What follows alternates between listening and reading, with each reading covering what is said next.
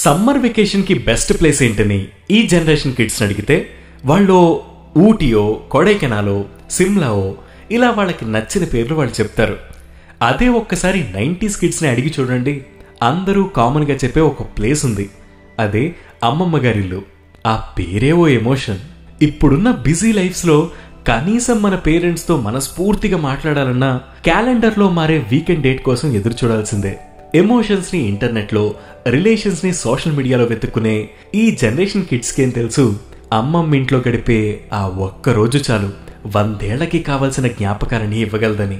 పండగొస్తే చాలు మావయ్యలు, పెద్దమ్మలు, అన్నయ్యలు, మరదళ్ళు అందరూ ఒక చోట చేరి చేసే రచ్చ అంతా ఇంత కాదు. అదేంటో అది నలుగురు మనుషులు పట్టే ఓ చిన్న ఇల్లైనా అంతమంది ఒక్క చోట చేరితే పుష్పక విమానంలాగా అసలు ఇరుకనేదే అనిపించదు. ఇంట్లో అమ్మ మొట్టికాయలు వేసి మరీ బలవంతంగా తినిపించినా కూడా రాని ఆకలి ఆ ఇంట్లో అడుగు పెట్టగానే చాలు తెగ ఆకలేసేస్తూ ఉంటుంది. ఇంటికి వెళ్లగానే అమ్మమ్మ కౌగిలి, తాతయ్య కుశల ప్రశ్నలు మనసుకు ఎంతో హాయినిస్తాయి. అమ్మమ్మ చేత్తో వండే పిండి వంటల నుంచి వచ్చే ఆ గుమగుమలు మాకే కాదు ఊరందరికీ ఆకలి పుట్టించేలా ఉంటాయి. అల్లరి చేస్తున్న పిల్లలందరికీ అమ్మమ్మ ఒకే కంచంలో అందరికీ అన్నం కలిపి గోరుముద్దలు తినిపిస్తున్న జ్ఞాపకాలు మీలో ఎంతమందికి గుర్తున్నాయి?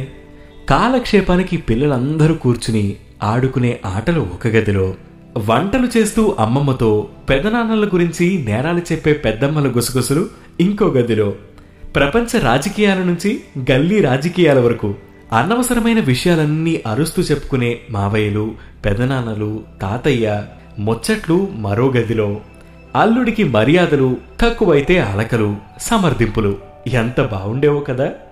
రాత్రైతే మేడ మీదకి ఎక్కి ఓ మడత మంచం, ఓ టేబుల్ ఫ్యాను వేసుకుని నేల మీద చాపలు పరిచి సమయాన్ని కూడా మర్చిపోయి అందరూ కబుర్లు చెప్పుకుంటుంటే కదిలే కాలం కాసేపు ఆగిపోతే బావుండని మీలో ఎంతమంది కనిపించింది? అమ్మమ్మ గారి ఇల్లనగానే మీకు గుర్తొచ్చే ఆ ఎమోషన్స్ ఏంటనేవి కామెంట్ సెక్షన్ లో మెన్షన్ చేయండి. మరొక ఎపిసోడ్ లో మళ్ళీ కలుసుకుందాం. అంతవరకు సెలవు.